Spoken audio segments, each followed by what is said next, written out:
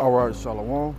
First and foremost, I want to begin this lesson by giving all praise, honor, and glory to Yahweh, Bahashem, Yahweh Shai, Bahashem, Rakak Kadash. Double honors to the apostles and elders of Great Millstone. Much respect to the brothers laboring worldwide to wake up the elect of the children of Israel. Yeah, this lesson is going to be coming from the comment board. What you see on your screen is a lesson I did the other day about the Boy Scouts of America. They're filing bankruptcy, to not pay the victims of their basically raping of little boys. All right, and I had a guy come on the comment board, and he asked this question. He said off topic, and it's from somebody. It could be a guy, could be a lady. I don't know. Somebody named my YouTube, right? And he says off topic, he or she says off topic, are dreadlocks lawful? All right, and that's what this lesson is going to go to. I responded at my YouTube. Simply put, dreadlocks are a custom of the heathen, which we are not to follow, right? Jeremiah 10:1-3. Hear ye the word which the Lord Yahweh shall speaketh unto you, O house of Israel. So he only talking to the Israelites. Thus saith the Lord, learn not the way of the heathen, and be not dismayed at the signs of heaven. For the heathen are dismayed at them, for the customs of the people are vain. For one cutteth a tree out of the forest, the work of the hands of the workmen with the axe. Now we know that's going into what? These Christmas holidays, which was a Babylonian custom, all right, that America took on, because she's the great whore who accepts all manner of wickedness, all right? But this lesson is going into our dreads lawful. And I also stated I will make a lesson, Lord willing, to explain further. Also, don't place contrary videos of other doctrine on my page. He actually placed a video, as you see, of these guys, I think Mount Zion 144. I'm not sure, where these guys are from. I haven't too much inquired about it, but they're saying that dreadlocks are lawful, right? But through the spirit and power of Yahweh Shah, we're going to prove that those things are not lawful, all right? Now, I have a couple of articles, of the history of dreadlocks queued up, and then we're going to go into them. Then we're going to go into the scriptures, all right? So, this first article I have queued up is RagingRootsStudio.com, the history of dreadlocks, right? And it's simple, man. This is the time where knowledge is going to go to and fro. Knowledge is going to be increased. So it shouldn't be anybody who have a question, because all you have to do is research these things. Go out and actually research these things, all right? That's about what being diligent and studying, right? So the history of dreadlocks is varied and differs depending on who you ask.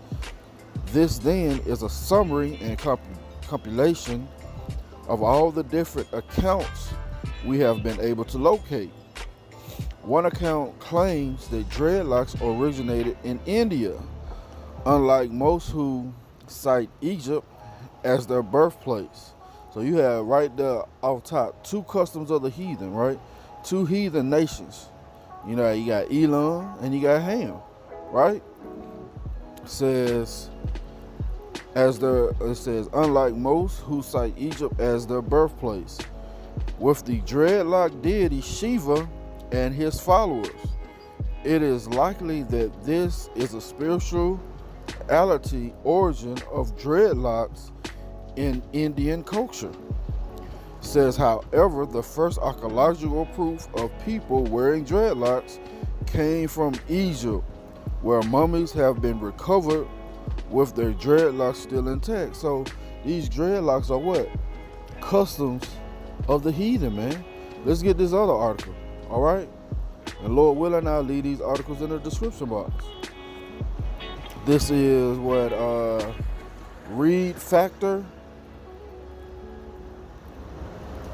Reed Factory, what is this? .de, I believe. It said, have you ever wondered where dreadlocks originally came from or come from, Salakia? Well, your confusion will now come to a swift end with our short introduction into the history of dreadlocks. All right? We don't need the definition, we just want the history. We don't need what they are. We don't care about negative connotations. Origins, right? It's quite unlikely that there's any historical record to be found of the very first dreadlocks. However, it can be assumed, or we ain't going with assumptions, it can be assumed that prehistoric humans didn't have combs, or maybe that using combs wouldn't be one of their highest priorities. Let's see. Here we go. Dreadlocks in world history. When looking closer at the history of dreadlocks, it's actually quite obvious that even though Rastafari, right, are mostly known for this hairstyle, dreads have actually been around much longer. In the time of European acristicity or aristocracy, Salakia, we might actually find one of the only examples where dreadlocks weren't entirely a free choice. King Christian IV, who ruled Denmark and Norway, developed a Polish palette, which is actually accidentally felting of the hair. This caused the aristocrats around him to start wearing something akin to the polished plait in order to please their king, right? However, the biggest focus can be put on religious connection of dreadlocks. So you got the Aztecs, the Rastafarian, once again dreadlocks in Egypt, and they're gonna say dreadlocks in the Bible, but we're gonna disprove that. All right, let's go to this other article. It says this is culturetrip.com, right?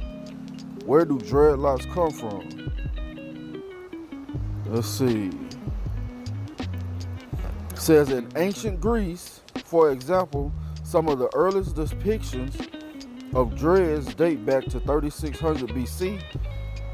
Indeed, frescoes uncovered in Crete, birthplace of the Minoan civilization, and you know anything, that's Minoan civilization are Japhetic people. These are the people who actually established Greece before the Edomites came in and took it over, right? And started calling themselves Grecians. You can see right here, man, these are melanated people, right? The sons of Japhet. It says the birthplace of the Minoan civilization in Tyre show individuals with long braided hairstyles. See that? In ancient Egypt, bas reliefs, right? Or bas reliefs and other artifacts have been found to show Egyptians donning braided hairstyles and even wigs. Furthermore, the first archaeological evidence of dreadlocks come from there, where mummies have been discovered sporting dreadlocks still in good shape, right? It says, thanks to Vedas, the oldest scriptures of Hinduism, right, which date back as far as 1500 BC, dreadlocks were also known in India, right, where the Hindu god Shiva is described as wearing dreadlocks or jata in Sanskrit. You see that? Now let's go into these scriptures, man. All right? Because Yahweh Shah told us what not to do after the customs of Egypt, right? So this is Leviticus chapter 18 and verse 1. And the Lord Yahweh Shah spake unto Moses, saying, speak unto the children of Israel, and say unto them, I am the Lord Yahweh Shah, your power. After the doings of the land of Egypt, right, wherein ye dwelt, shall ye not do. And after the doings of the land of Canaan, whether I bring you shall ye not do, neither shall ye walk in their ordinances. See that? Ye shall do my judgments and keep my ordinances to walk therein. I am the Lord Yahweh shall say your power. And ye shall therefore keep my statutes and my judgments, which if a man do, he shall live in them. I am the Lord Yahweh shall say. You see that?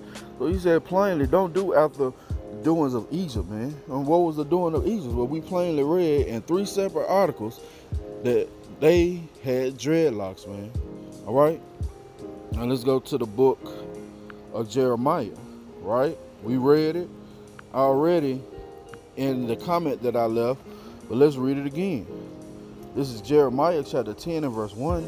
Hear ye the word which the Lord Yahweh shall speaketh unto you, O house of Israel. Thus saith the Lord, learn not the way of the heathen, and be not dismayed at the signs of heaven, for the heathen are dismayed at them, right? So he's telling you not to learn the way of the heathen. And guys are trying to say, well, that's not a commandment. Well, this whole book is a commandment. Matter of fact, this whole book is a commandment, right? All these words are commandments. It ain't no suggestion. This is Baruch chapter 4 and verse 1. This is the book of the commandments of the Most High, and the law that endureth forever. All they that keep it shall come to life, but such as leave it shall die. You see that? So we read that in Leviticus also. All right? Doing what Yahweh shall brings you life. All right? Let's go back. Jeremiah 10 and 2.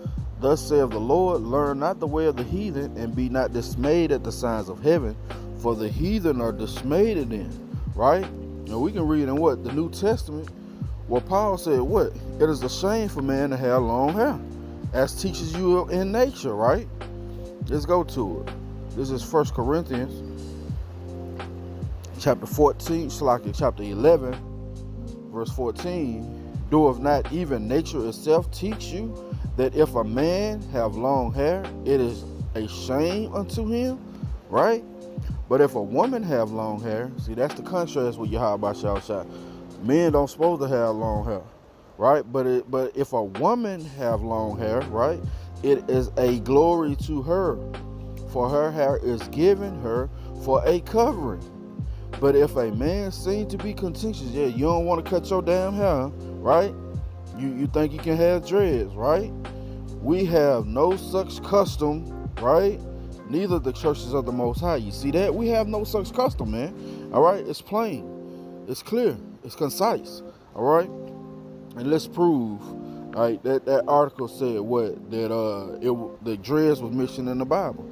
And guys like to run to Samson, right? So let's go to Judges.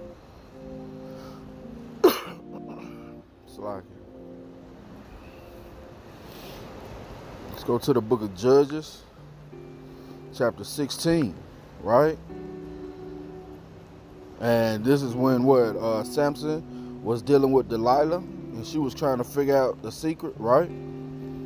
So this is Judges, chapter 16 and verse 13. And Delilah said unto Samson, hitherto thou hast mocked me and told me lies. Tell me wherewith thou mightest be bound. And he said unto her, if thou weavest the 7 locks of my head with the web, right? So he told her, if you weave these 7, matter of fact, let's keep reading. And she fastened it with a pin, and said unto him, the Philistines are upon thee, Samson. And he awakened out of his sleep, and went away with the pin of the beam and with the web. So she weaved a web and tied it to a beam, all right, trying to have Samson caught up to be put to death. But let's look at this word locks, right? Because guys love saying Samson had dreadlocks, right? Let's look this word up. You know, it's good to look worse, huh? All right. Strong's H 4253. Strong's H 4253. Machlafoth. Machlafoth. Let's see, what does it say? Braid, lock, plait of hair. It's a braids, man. It's braids. It's your hair plaited. All right? And that's clear. All right? That's going to be it for the lesson. Lord willing, has been edifying. I want to give all praise, honor, and glory to Yahweh, Bahashem, Yahweh Shai, Bahashem, Rakakadash. Double honors to the apostles and elders of Great Millstone who unlearned this 100% truth from. Much respect to the brothers laboring worldwide to wake up the elect of the children of Israel. And a hearty shalom and salutations to the believers out there who's believing on the words of Yahweh Shai in truth and in sincerity. Dreads are not lawful. Till the next time I say shalom.